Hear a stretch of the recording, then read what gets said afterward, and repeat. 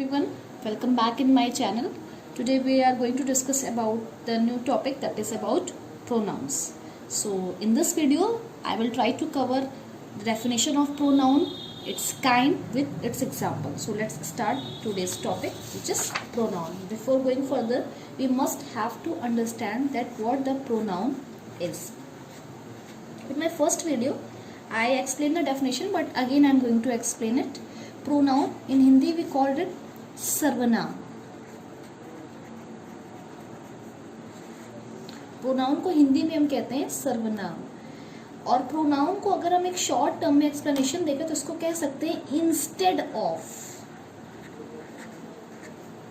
Which instead of, where instead of, which instead of या where instead of से आपका question होगा तो इसका जवाब है नाउन. यानी प्रोनाउन का मतलब होता है इंस्टेड ऑफ नाउन, यानी वो शब्द जिसका इस्तेमाल हम नाउन की जगह पर करते हैं उसको हम प्रोनाउन कहते हैं. इसलिए प्रोनाउन की डेफिनेशन ये बनी हुई है, a word that is used in place of a noun is called a pronoun. ऐसा शब्द जो संज्ञा के स्थान पर प्रयोग किया जाए उसे हम सर्वनाम कहते हैं. You will get it more clear by the example. I am going to write the example. Let's see. Ram is going to market. Ram is going with Sita and Geeta. ठीक. तो अब पहले सबसे पहले हमारे ये फर्स्ट प्रायोरिटी ये होनी चाहिए कि हम यहाँ पर ये आइडेंटिफाई कर ले कि कहाँ पर राम कहाँ पर नाउन आया है. तो फर्स्ट सेंटेंस भी देखिए, ये नाउन है, ये नाउन है, ये नाउन है, ये नाउन है. अगर हमें इसकी जगह पर एक सब्स्टिट्यूट वर्ड राइट करना हो तो राम की जगह पर हम लिख सकते हैं ही. राम की जगह पर हम लिख सकते हैं ही. गीता की जगह पर हम लिख सकते हैं शी. तो वही नाउन की जगह पर जो वर्ड हम लिखते हैं वो हमारे क्या कहलाते हैं, नाउन, प्रोनाउन कहलाते हैं. यानी ही हो गया हमारा, शी हो गया, इट हो गया, दे हो गया, देम हो गया, अवर हो गया, and many more are called the example of pronoun. और एग्जाम्पल देखिए, मैंने लिखा Anushka lost her earring in the garden. तो इस सेंटेंस में अगर आप ध्यान दे रहे होंगे तो ये देखिए जो यहाँ पर हर आया है हमारा, वो हमारा क्या है, प्रोनाउन है. यहाँ पर जो हर है हमारा वो हमारा क्या है, प्रोनाउन है.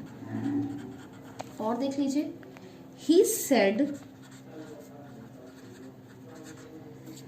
that it was so small that they should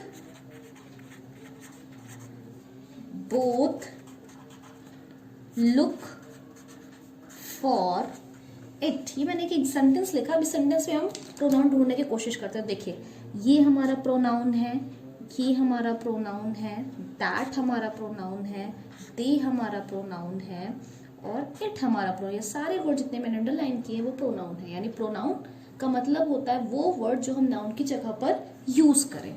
so I hope you all get it clear. और next point is that it's kinds. तो वन बाय वन मैं इसके काइंड्स डिस्क्राइब करूंगी. तो हमारा टॉपिक है अब kinds of pronoun. First and the very foremost kind is personal pronoun. नाम से ही क्लियर है.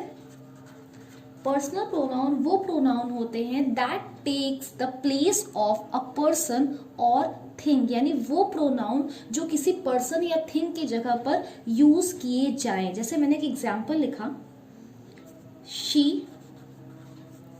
showed us some pictures of US.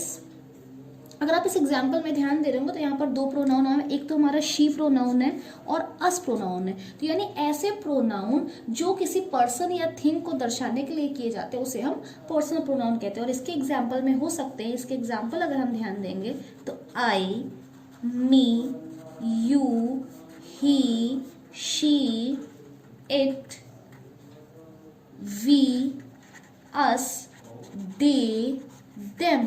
These all are the examples of personal pronoun. So let's move to the next pronoun, that is possessive pronoun. Possessive pronoun नाम से clear है। possessive pronoun हमारा word बना है possession। Possession यानी वो pronoun जो किसी नाउन के ऊपर अपना पोजीशन दिखाते हैं या फिर उसके साथ एक रिलेशनशिप को शो करते हैं, उसको हम पोजेसिव प्रोनाउन कहते हैं। ये आपको ज्यादा क्लियर होगा जब मैं एक एग्जांपल लिखूंगी। ये देखिए, we thought the bat was ours. मैंने इसकी डेफिनेशन बताई कि वो प्रोनाउन जो नाउन से अपना रिलेशन या पोजीशन दिखाते हैं वो हमारे पोजेसिव प्रोनाउन कहलाते हैं। तो इसमें अगर आप ध्यान दे रहे हो तो इसमें हमारा जो नाउन है वो बैट है और उससे रिलेशन दिखाया जा रहा है कि हमें ऐसा लगा कि वो बैट हमारा था, यानी बैट से एक रिलेशन दिखाया जा रहा है आवर्स की तरफ। इसलिए जो ये आवर्स है वो हमारा क्या है, यहाँ पर पोजेसिव प्रोनाउन है।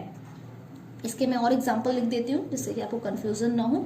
जैसे मैंने लिखा mine, ours, yours, his, theirs, hers. ये सारे एग्जांपल जो मैंने लिखे ये सारे आपके पॉजिटिव प्रोनाउन के एग्जांपल हैं। One thing more, if you are looking at this examples, आप यहाँ ध्यान दे रहे होंगे कि मैंने जो एग्जांपल लिखे हैं ये एक छोटा सा, मैं कह सकती हूँ ये हमेशा तो नहीं काम करेगा, लेकिन एक छोटा सा शॉर्ट ट्रिक मैं जरूर बताना चाहूँगी। ये देखिए यहाँ पर जो मैंने एग्जांपल लिखा, आवर्स, इसके लास्ट में एस आया है, योर्स इसके लास्ट में एस आया है, हिज इसके लास्ट में भी एस है, देयर्स इसके लास्ट में भी एस है, हर्स इसके लास्ट में भी एस है। यानी जब आप पॉजिटिव प्रोनाउन को अगर आपको आइडेंटिफिकेशन के लिए मिलता है तो आप इस चीज से भी अंदाजा लगा सकते हैं कि वो प्रोनाउन जिसके लास्ट में एस आ रहा हो मोस्टली केसेस में वो हमारा पॉजिटिव प्रोनाउन कहलाता है, एक्सेप्ट माइन। ये बात हमेशा ध्यान रखिएगा कि माइन में एस नहीं लगा हुआ है, इसलिए माइन को छोड़ करके बाकी वो सारे प्रोनाउन जिनके लास्ट में एस आता है they can be considered as a positive pronoun. Let's move to the next pronoun, that is reflexive pronoun.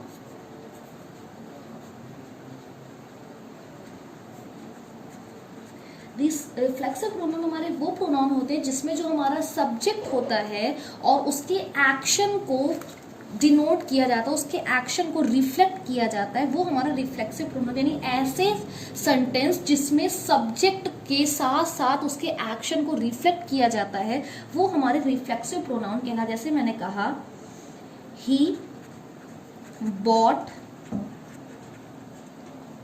A car for himself. तो यहाँ ध्यान दीजिएगा, इसमें जो आपका प्रोनाउन होगा वो तो ही भी होगा, हिमसेल्फ भी होगा, लेकिन अगर आपको रिफ्लेक्सिव प्रोनाउन ढूंढने को कहा जाए तो ये आपका जो यहाँ पर हिमसेल्फ आया हुआ है वो आपका रिफ्लेक्सिव प्रोनाउन कहलाएगा। इस प्रोनाउन की एक स्पेशल आइडेंटिफिकेशन ये है कि इस प्रोनाउन के साथ हमेशा सेल्फ या फिर सेल्फ्स लगा होता है। अभी इस पॉइंट को मैं आगे एक और जब मैं इसका एग्जाम काइंड बताऊंगा तो उसमें आपको क्लियर करूंगी, क्योंकि हमारे पास ऐसे दो प्रोनाउन होते हैं जिसमें सेल्फ आते हैं। तो आप सिर्फ सेल्फ के बेसिस पे प्रोनाउन को जस्टिफाई नहीं कर सकते, लेकिन आप जब भी अगर किसी भी सेंटेंस में आपको प्रोनाउन को आइडेंटिफाई करना हो और उसके लास्ट में सेल्फ लगा हुआ है तो आप वो समझ सकते हैं कि वहां पर रिफ्लेक्सिव प्रोनाउन होगा। मैं कुछ एग्जाम्पल लिखती हूँ। देखिए, मैंने लिखा my self, ourself, yourself, themself, herself, itself. These all are the examples of reflexive pronoun, and if you are looking at these examples contain a word self, self, self, self. So these are called the reflexive pronoun. Let's move to the next kind of pronoun, which is emphatic pronoun. In many book, if you are looking in the grammar book, you will find it as a emphasizing pronoun, so there is no need for the confusion. Emphatic and emphasizing both are the same pronoun. emphatic pronoun क्या होता है? The नाम से clear है, emphatic जो हमारा word ही बना हुआ है ये emphasis से बना हुआ है.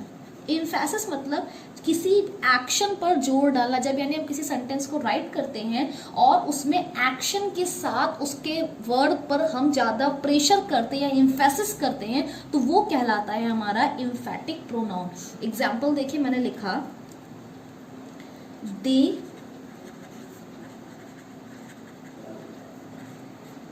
themselves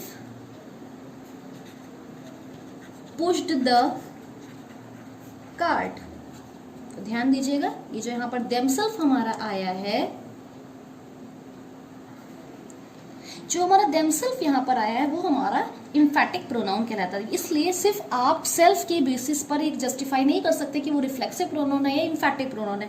रिफ्लेक्सिव प्रोनाउन क्या होता है? वो सब्जेक्ट के एक्शन के ऊपर फोकस डालता है और ये स्पेशली हमारे एक्शन के ऊपर एम्फेसिस करने की कोशिश करता है. दूसरी, जब किसी प्रोनाउन के जस्ट बाद themself, ourself, yourself, itself, herself आ जाए तो वो emphatic प्रोनाउन होता है.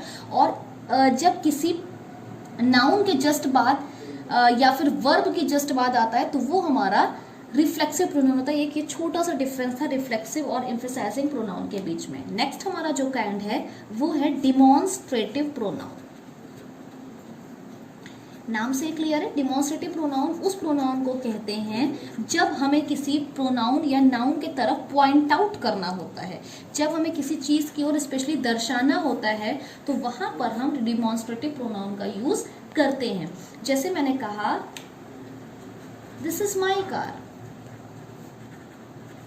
तो ध्यान दीजिए यहाँ पर मैंने कार की तरफ उंगली इशारा किया है और इशारा मैंने दिस वर्ड से किया. तो यानी यहाँ पर जो दिस है वो हमारा डिमॉन्स्ट्रेटिव प्रोनाउन है. इसके एग्जाम्पल मैं बताऊंगी.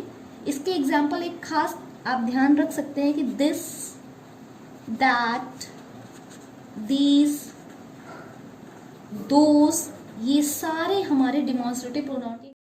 वन थिंग मोर, जो हमारे डिमॉन्स्ट्रेटिव प्रोनाउन के एग्जाम्पल होते हैं वो मोस्टली हमारे दिस, दैट, दीज, दोज की कैटेगरी में ही आते हैं. Let's move to the next kind of pronoun which is indefinite pronoun. देखते हैं इनडेफिनिट प्रोनाउन क्या होता है. नाम से क्लियर है, जो चीज़ इनडेफिनिट होती है यानी वो प्रोनाउन जो किसी पर्सन या थिंग को एक जनरल वे में डिस्कस करता है बिना पर्टिकुलराइज किए. यानी इनडेफिनिट जो चीज़ अनिश्चित हो, बिना पर्टिकुलराइज किए हम जब किसी पर्सन या थिंग की बात करते हैं तो वो प्रोनाउन हमारा इनडेफिनिट प्रोनाउन कहलाता है. एग्जाम्पल में लिखूंगी, देखिए, all are enjoying the movie. तो यहाँ पर जो हमारा प्रोनाउन आया है इंडेफिनिट वो है ऑल. तो यहाँ पर मैंने किसी एक पर्टिकुलर पर्सन की बात नहीं किया है या किसी एक पर्टिकुलर चीज़ को मैंने एम्फेसिस नहीं किया है, यहाँ पर सबकी बात की गई है, इसीलिए इस प्रोनाउन को हम कहते हैं. और देखते हैं, one, one self, something, anyone,